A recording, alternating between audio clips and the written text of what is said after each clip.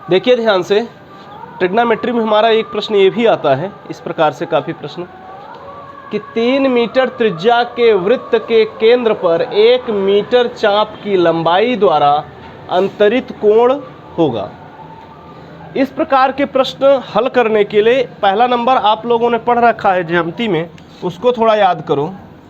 कोण बराबर चाप बटे त्रिज्या, याद है? कोण बराबर चाप बटे त्रिज्या। ये होता क्या है चीज ध्यान समझिए। एक वृत्त आप बनाएं और आप जो किसी खंड काट लीजिए कहीं से, ऐसे जैसे मान चलो तुमने इतना काट लिया, इतना तुमने क्या किया, इस वृत्त से काट लिया। इसका एक केंद्र भी तो होगा, इस केंद्र से ऐसे आप मिलाओ तो ये त्रिज्याएं हैं, दोनों त्रिज्याएं मिला दो ऐसे। इनके बीच में जो कोण आता है उसे थीटा कह दो, और जो ये वाली होती है ये इसे लंबाई, ये चाप कहा जाता है, इसको हम यल से अगर डिनोट कर दें, और यह भी त्रिज्या है हमारा और यह भी क्या है, त्रिज्या। तो आपने याद करिए ये थीटा बराबर होता है एल अपान आर। दरअसल कोण बराबर, ये कोण है ना, और ऊपर क्या है, एल, चाप की लंबाई, चाप की लंबाई बटे त्रिज्या, बटे त्रिज्या, ये याद होगा। और एक चीज ध्यान देना, ये जो कोण होता है ना, ये रेडियन में होता है। हेलो, किस में होता है, रेडियन में, अंश में नहीं होता। बस यही गौर करने वाली बात है। यहाँ पे हम जितना आता है उसे अंश लगा के लगा देते हैं और सवाल गलत हो जाता है। बस अब देखिए ध्यान से, कितना आसान सवाल है। 3 मीटर त्रिज्या अर्थात आर बराबर कितना है, 3 मीटर। 3 मीटर त्रिज्या के वृत्त के केंद्र पर 1 मीटर चाप की लंबाई, यहां से यहां तक कितना है, 1 मीटर, अर्थात यल बराबर कितना दिया है, 1 मीटर, और ये कितना दिया है, 3 मीटर। चाप की लंबाई द्वारा अंतरित कोण, यानी ये थीटा पूछा है कि मतलब ये लंबाई हो और ये त्रिज्या हो तो उसके बीच में कितना कोण बनेगा। अर्थात ये कह रहे हैं कि एक लंबाई है, मान चलो यहाँ से यहाँ तक कितना है, 1 मीटर, और त्रिज्या कितनी है, 3 मीटर, तो इसके द्वारा जो कोण अंतरित किया जा रहा है वह कितना है। तो तुम बहुत सिंपल लगा दोगे, थीटा बराबर एल अपान आर। एल की वैल्यू कितना, 1, आर की वैल्यू 3, यानी थीटा बराबर 1/3 रेडियन। हेलो, रेडियन, ये जो कोण में आता है यह रेडियन में आता है। तो देखिए कौन सा, सी ऑप्शन, 1/3 रेडियन, आपका सी ऑप्शन सही है। क्लियर है? ठीक। हमारा प्रश्न क्या है, ध्यान से सुनो। हमारा है कि एक वृत्त के चाप द्वारा केंद्र पर 30 अंश का कोण अंतरित होता है। कितने अंश का, 30 अंश का कोण अंतरित होता है, तथा इसकी त्रिज्या 21 मीटर हो तो चाप की लंबाई ज्ञात कीजिए। आप कोण बराबर चाप बटे त्रिज्या तो जानते हो, कोण बराबर चाप बटे त्रिज्या। तुम्हें इस बार चाप की लंबाई निकालनी है, अर्थात तुम्हें एल निकालना है, तो आर इधर भेज दोगे, यानी L equal to theta into R होगा।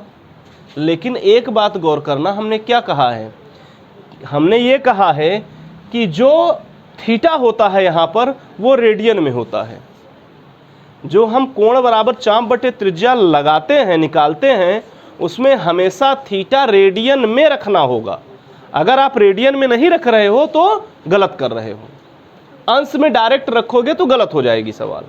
ध्यान से सुनना, यानी हमें लेकिन कोण किस में दिया है, अंश में, अर्थात पहले इसे हमें रेडियन में बदलना पड़ेगा। और रेडियन में बदलना आपको पिछले क्लास में सिखाया भी गया है, और यहाँ पर भी देख लीजिए कैसे होगा। अगर हम ध्यान से देखें तो 30 अंश को रेडियन में बदलने के लिए करेंगे क्या, हम जानते हैं रेडियन में पाई आता है। मैंने आपको ये सिखाया है कि रेडियन में क्या आना चाहिए, पाई आना चाहिए, यानी इसमें हमें गुणा करना पड़ेगा पाई बाई 180 अंश का, क्योंकि 180 अंश पाई के कहीं ना कहीं बराबर होता है, लेकिन उसका मान नहीं है। पाई का मान 180 अंश कदापि नहीं है, पाई का मान होता है 22/7, इसके अलावा कुछ भी नहीं है। तो यानी हम पाई बटा 180 कर दे तो ये इससे एक तरीके से वैल्यू बराबर है, तो कोई फर्क नहीं पड़ा, और ये किस में बदल गया, रेडियन में। किस में बदल गया, रेडियन में। अब इसे करिए, 3 छंग 18, यानी पाई बाई 6 रेडियन। तुम्हारा कोण आ गया पाई बाई 6 रेडियन। चलिए निकालते हैं। L बराबर पाई बाई 6, R कितना है 21 मीटर, 21 रख दीजिए, ठीक है। L बराबर पाई की वैल्यू कितनी होती है 22/7 गुणते 6 और यह है 21, तो करिए 7 त्रिक 21, 3 दूनी 6, L बराबर 2 से भाग करिए, 2 1 कम 2, 2 1 कम 2, 11 मीटर। यानी चाप की लंबाई कितनी आ गई 11 मीटर। यही आपका आंसर हो जाएगा, चाप की लंबाई बराबर 11 मीटर। चलिए देखिए ये सवाल, देखिए उसी पर आधारित है पिछले सवाल की तरह। 7 सेंटीमीटर त्रिज्या के एक वृत्तीय तार को काटकर 12 सेंटीमीटर त्रिज्या वाले वृत्त की परिधि पर रखा गया है, तो इस तार द्वारा वृत्त के केंद्र पर अंतरित कोण होगा। पहला नंबर सवाल का लेवल थोड़ा सा अच्छा है, ध्यान सुनो। 7 सेंटीमीटर त्रिज्या के एक वृत्तीय तार को, बस इतना पढ़ो क्या निकलता है। 7 सेंटीमीटर त्रिज्या का एक वृत्त है, पहले से एक वृत्त है आपका, वो कितना है 7 सेंटीमीटर त्रिज्या है इसका। 7 सेंटीमीटर त्रिज्या का एक वृत्त है, इसको काटा गया, कहीं से ब्रेक कर दिया गया होगा, काट के ऐसे तार खींच लिया, काट कर 12 सेंटीमीटर त्रिज्या, यानी एक बड़ा तुम्हारा वृत्त है, 12 सेंटीमीटर त्रिज्या, मतलब कितना है इसकी त्रिज्या 12 सेंटीमीटर। 12 सेंटीमीटर त्रिज्या वाले वृत्त के परिधि पर रखा गया है, अर्थात इसी को काट के ऐसे कहीं पर रख दिया गया है। क्लियर है बात? ऐसे तो आपको बताना है कि रखा गया है, तो इस तार द्वारा वृत्त के केंद्र पर अंतरित कोण कितना होगा, अर्थात इस थीटा की बात किया गया है। हमारा 12 सेंटीमीटर यह भी है और 12 सेंटीमीटर यह भी है।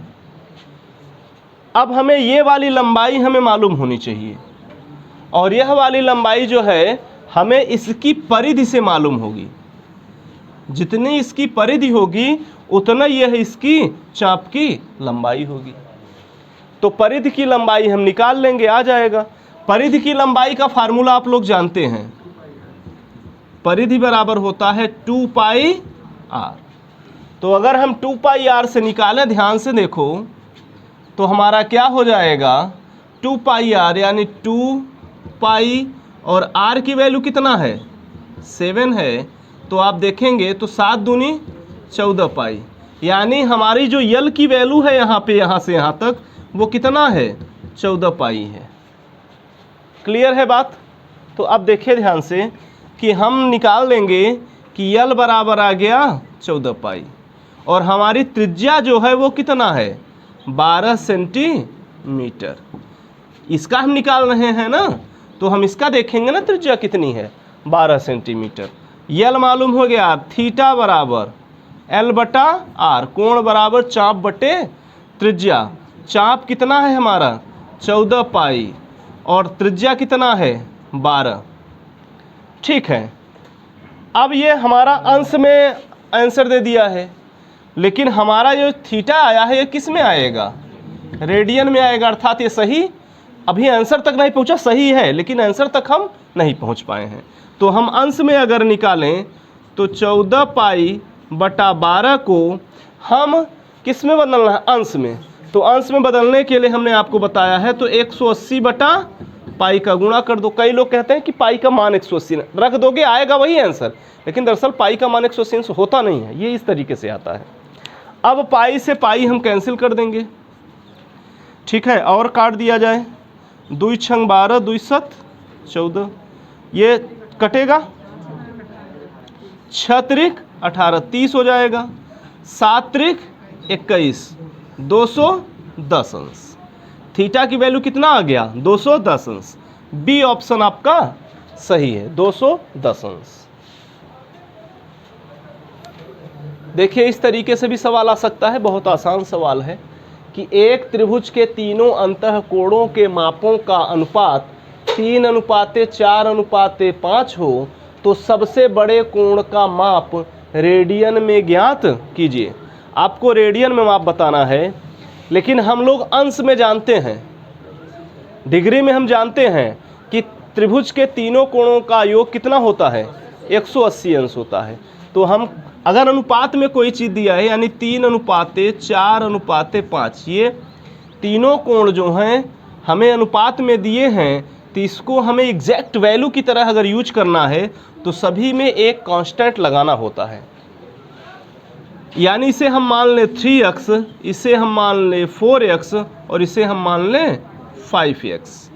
तीनों कोण को हम एग्जैक्ट वैल्यू की तरह यूज कर सकते हैं। अनुपात का मतलब ही दरअसल ये होता है कि जो तीनों में कॉमन है वो हटा दिया गया है, ठीक है, तो उस कॉमन को हम अपने से लगा देते हैं। अब हमें तीनों कोणों का योगफल कितना होता है, 180, अर्थात 3x + 4x + 5x, यह 180 अंश के बराबर होगा। पूरा जोड़ लें, 5 4 9, 9 3 12x बराबर 180 अंश। यक्स बराबर देख लें तो 180 अंश बटा 12 आ जाएगा। उसने कहा है सबसे बड़े कोण, सबसे बड़ा कोण कौन सा होगा, 5x होगा ना। सबसे बड़ा कोण, सबसे बड़ा कोण, सबसे बड़ा कोण अगर बात करें तो हमारा हो जाएगा 180 अंश बटा 12, लेकिन यह अंश में है।